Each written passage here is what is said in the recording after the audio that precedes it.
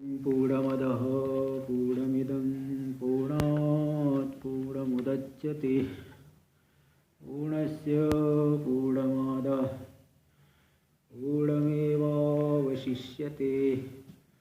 ॐ शान्तिः शान्तिः शान्तिः। शङ्करं शङ्कराचार्यं केशवं बादरायणं सूत्रभाष्य कृतौ वन्दे भगवन्तौ पुनः पुनः। ईश्वरो गुरुरात्मेति मूर्तिभेदविभागिने व्योमवद्व्याप्तदेहाय दक्षिणामूर्तये नमः। ओम शांति शांति शांति। वेदांत परिभाषा में आ रहा था, यद्वा निखिल जगद उपादानत्वम ब्रह्मणो लक्षणम।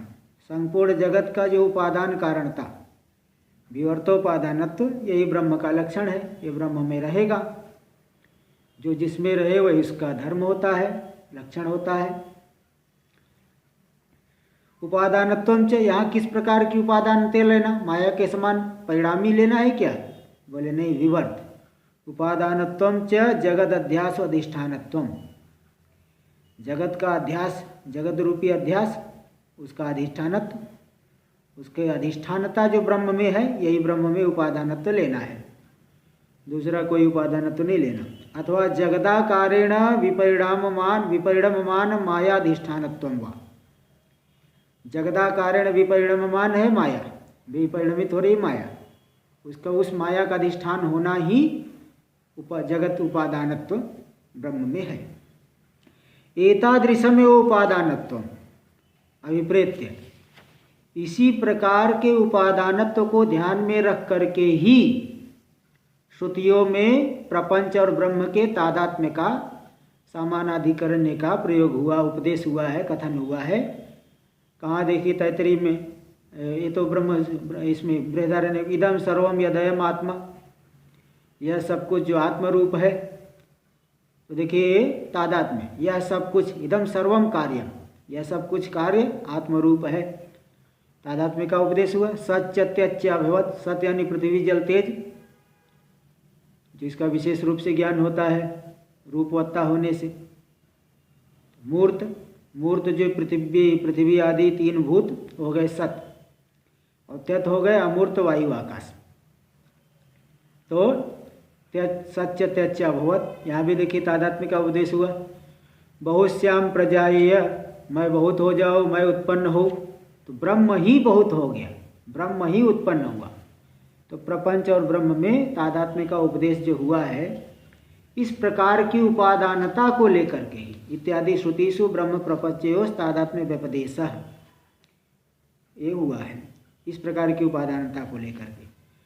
घट सन घटो भाति घट इष्ट इत्यादि लौकिक व्यपदेशोपि सच्चिदानंद रूप ब्रह्मैक्याध्यासात्। घट सत है, घट में सत्ता है, घट इष्ट, घटो भाति, घट का भान होता है, स्फुरण अंश, और घट इष्ट, घट इष्ट है, घट अभिष्ट है। गर्मी के दिनों में घट में से ठंडा पानी को पीने को मिलता है, इसलिए इष्ट यानी आनंदजनक है, आनंददायक है। इस तरह से सत्ता, भान और इष्टता, आनंद रूपता, ये जो है ब्रह्म की तीनों अंश को लेकर के लौकिक पदार्थों में उपदेश होता है। इत्यादि लौकिक व्यपदेशों भी सच्चिदानंद रूप ब्रह्मैक्याध्यासात्, ये जो लौकिक व्यपदेश शब्द प्रयोग होता है, सच्चिदानंद रूपी ब्रह्म के ऐक्याध्यास को लेकर के ही ये लौकिक व्यपदेश होता है।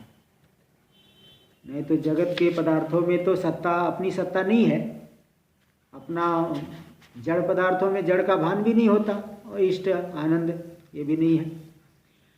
ननु आनंदात्मक चिद अध्यासाद घटादेर इष्टत्व व्यवहारे, अगर आनंदात्मक चैतन्य के अध्यास होने से घटादि में इष्टत्व का, आनंद रूपता का व्यवहार हो रहा है, तो दुःखस्यापि तत्र अध्यासात्,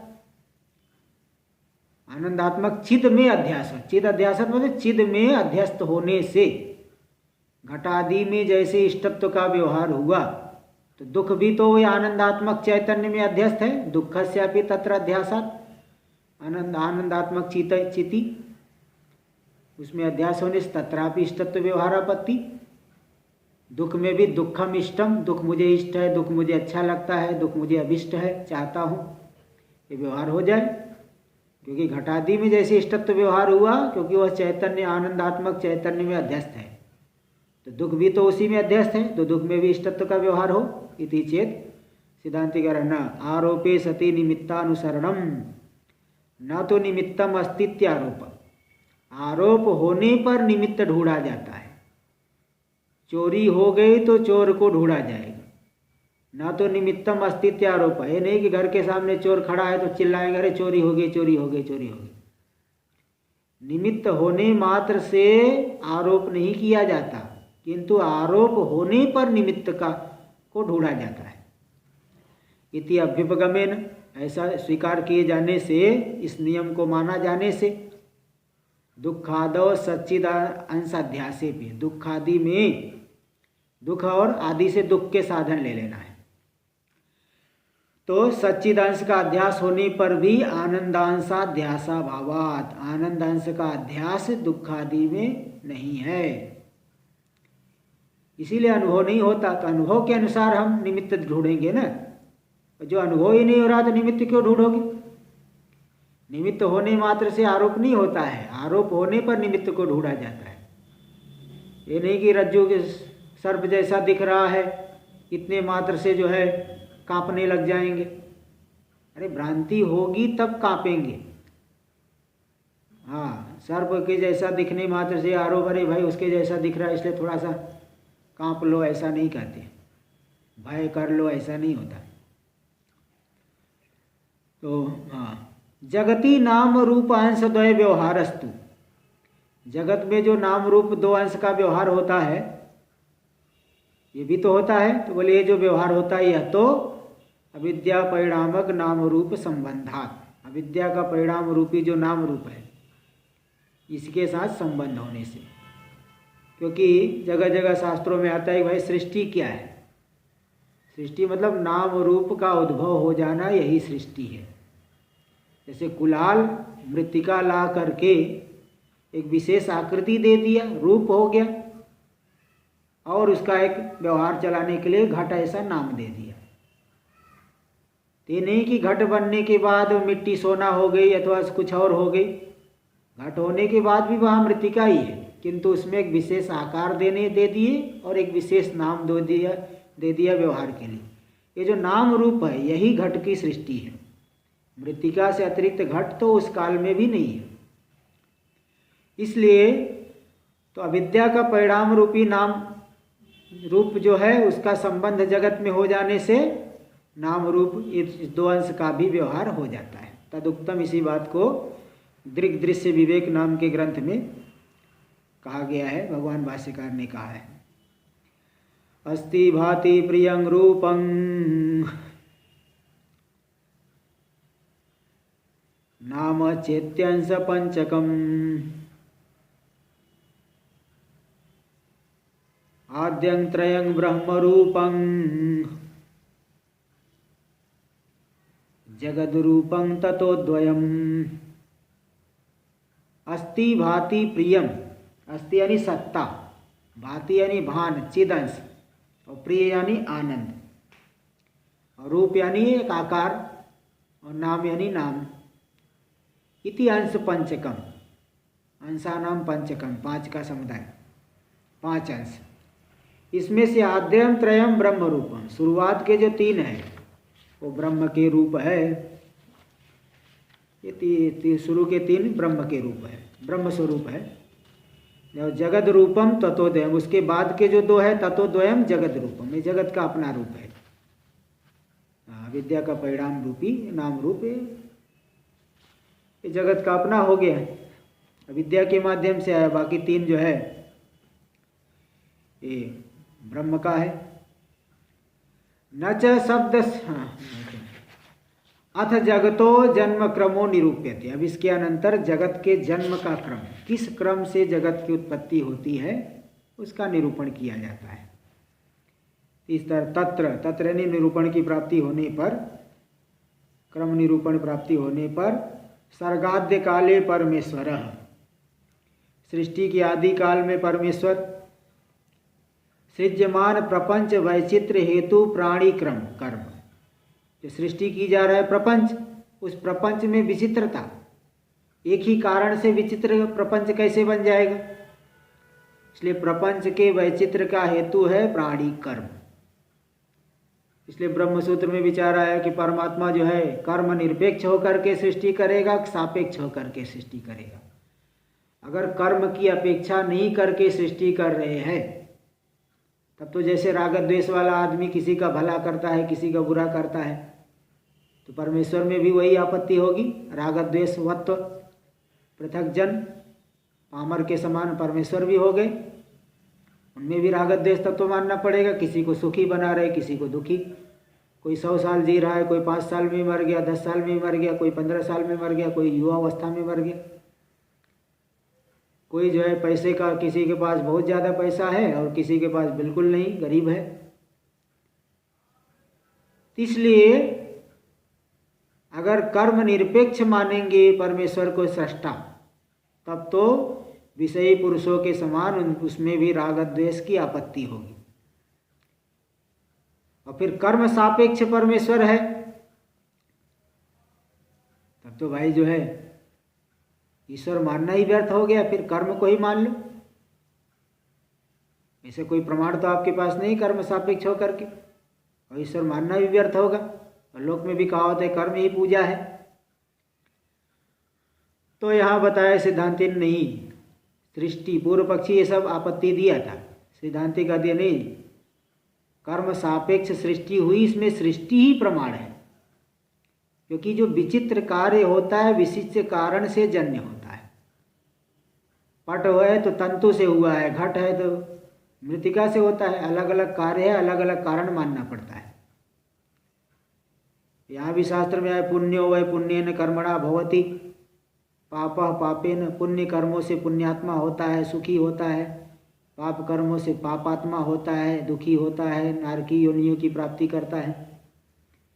तो परमात्मा कर्म सापेक्ष होकर के जगत की रचना किया। केवल कर्म से जगत नहीं, कर्म तो जड़ है, किसको क्या फल देना है कर्म को क्या पता। इसलिए परमात्मा ने कर्म की अपेक्षा करके विचित्र जगत की रचना की।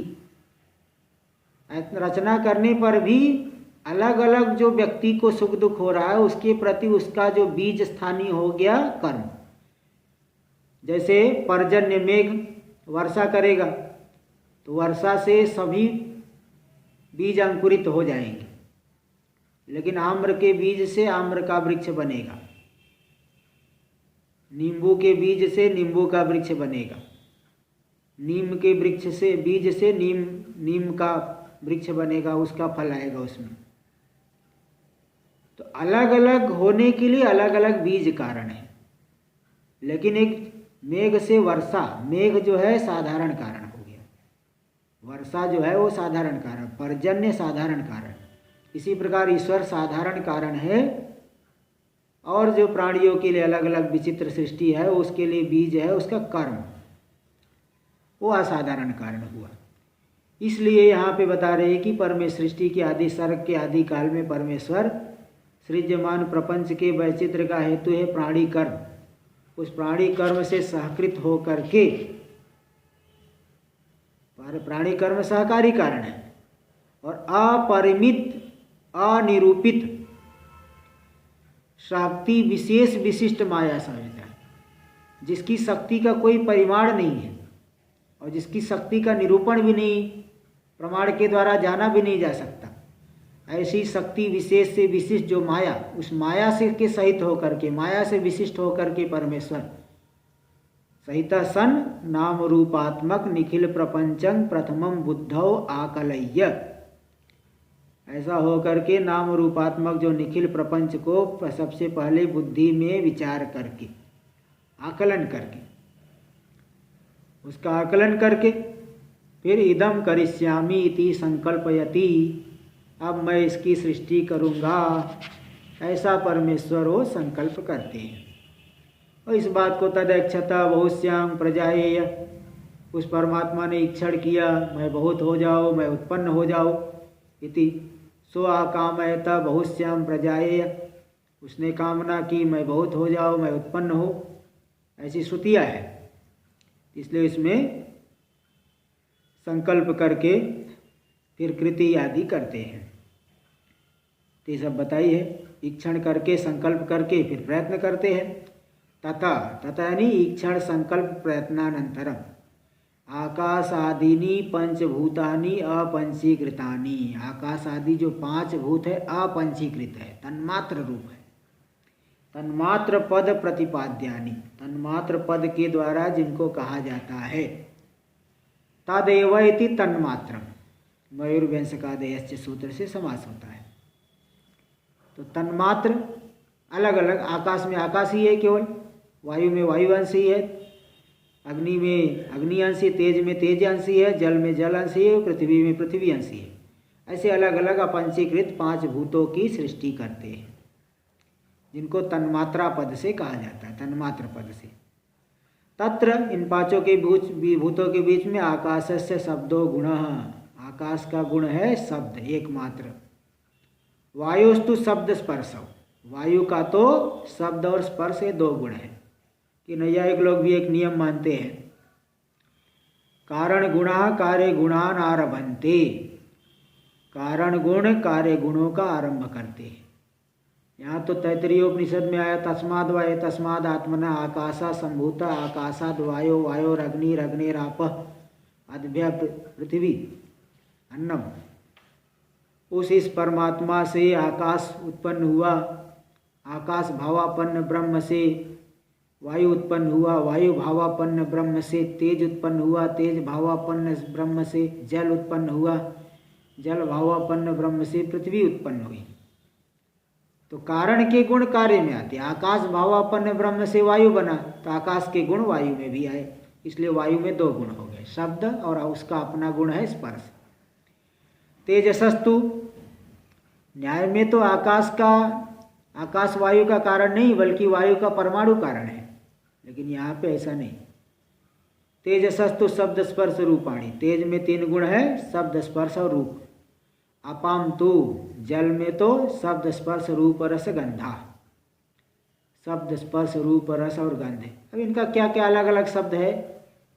आकाश में प्रतिध्वनि शब्द होता है, वायु का तो बीसीती शब्द साए साए, तेज में जो है भूगु भूगु ध्वनि, जल में बुलु बुलु, पृथ्वी में कट कट आवाज शब्द होते हैं। ऐसे स्पर्श भी अलग अलग है। पृथिव्यास्तु शब्द स्पर्श रूप रस गंधा, पृथ्वी में 5 गुण हो गए, शब्द स्पर्श रूप रस गंध। न च शब्द से आकाश मात्र गुणत्व, बोले नहीं शब्द तो केवल आकाश का ही गुण है, ऐसे बोले ऐसा नहीं कह सकते। वायु आदा वपि तदुपलम्भात, वायु आदि से जल, वायु अग्नि जल, इन सब में भी शब्द की उपलब्धि होती है। किसी वस्तु के होने में उपलब्धि ज्ञान ही प्रमाण, अनुभव प्रमाण है। जब उपलब्धि हो रही तो कैसे उसका निराकरण कर सकती है। न चासो भ्रम, बोले नहीं वायु आदि में जो शब्द आदि की उपलब्धि होती है वो तो भ्रांति रूप है, बोले ऐसा नहीं कह सकते। बाधका भावात, जिस ज्ञान का कोई बाधक हो उसको ब्रह्म रूप माना जाता है, जिस ज्ञान का कोई बाधक नहीं है उसको ब्रह्म रूप नहीं माना जाता। इसलिए वायु में भी जो शब्द आदि की उपलब्धि हो रही है इसका कोई बाधक नहीं है, इसलिए इसको ब्रह्म नहीं कह सकते। थोड़ा इस पे पूर्व पक्षी शंका किया है कि अगर इसी न्याय से तो जल में भी गंध का अनुभव होता है, जल में भी गंध मान लो।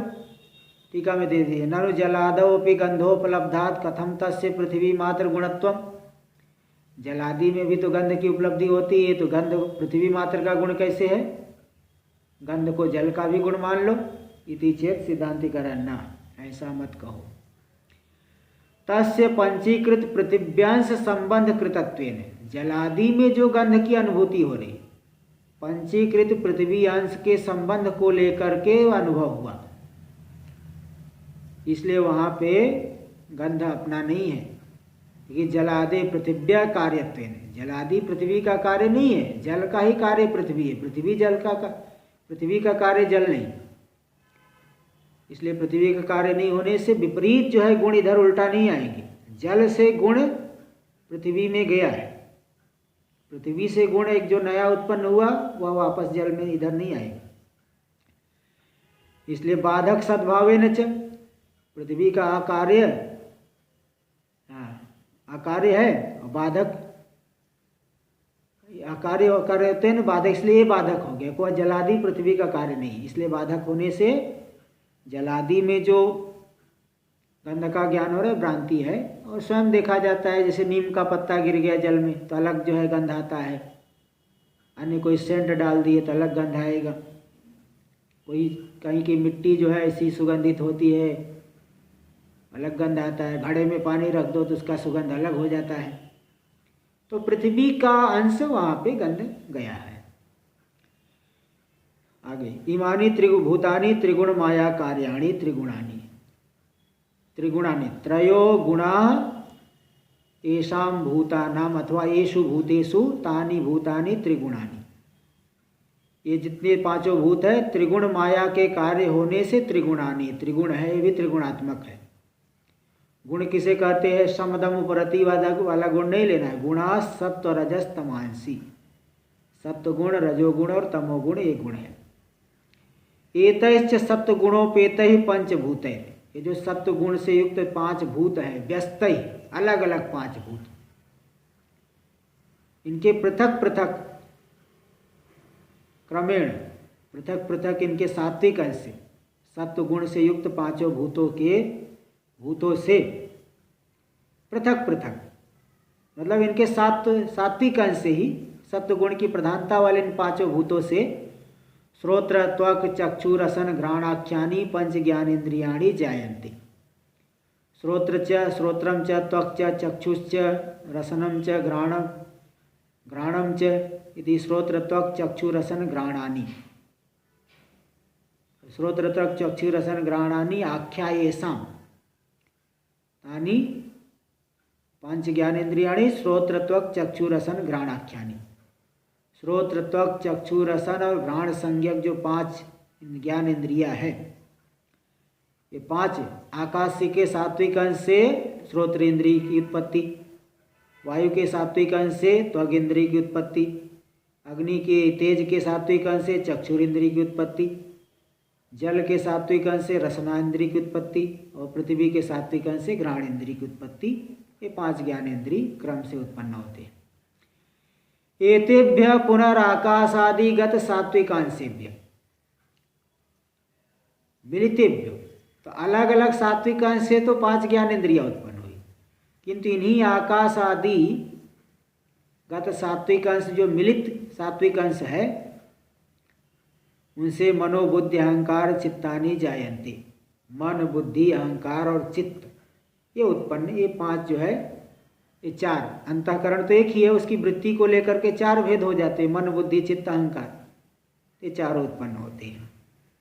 श्रोत्रादीनाम पंचानाम क्रमेण दिग्वातार्क वरुणाश्विनो अधिष्ठात्री देवता, श्रोत्रादि जो पांच ज्ञानेन्द्रिया है उनका क्रम से श्रोत्र इंद्रिय का दिक देवता अधिष्ठाता है, त्वक इंद्रिय के वात यानी वायु देवता अधिष्ठाता है, चक्षुर इंद्रिय की अर्क यानी आदित्य अधिष्ठाता है, रसना इंद्रिय की वरुण देवता अधिष्ठाता है और घ्राण इंद्रिय के अश्विनी कुमार। मन आदीनाम चतुर्णाम क्रमेण चंद्र चतुर्मुख शंकराच्युता अधिष्ठात्री देवता, मन आदि जो चार है अंतःकरण के चार भेद, तो उनके क्रम से मन के देवता हो गए चंद्रमा, चंद्रमा मनस हो जाता है। और बुद्धि के देवता हो गए चतुर्मुख ब्रह्मा जी, अहंकार के देवता है शंकर यानी शिव जी, और चित्त के देवता अच्युत विष्णु भगवान अच्युत, ये अधिष्ठात्री देवता है। तो इस तरह से यहाँ तक का हुआ, आगे हम लोग कल करेंगे। ओम पूर्णमद पूर्णमिदं पूर्णात् पूर्णमुदच्यते पूर्णस्य पूर्णमादाय पूर्णमेवावशिष्यते। ॐ शान्ति शान्ति शान्तिः। शङ्करं शङ्कराचार्यं केशवं बादरायणं सूत्रभाष्यकृतौ वन्दे भगवन्तौ पुनः पुनः। ईश्वरो गुरुरात्मेति मूर्तिभेदविभागिने व्योमवद्व्याप्तदेहाय दक्षिणामूर्तये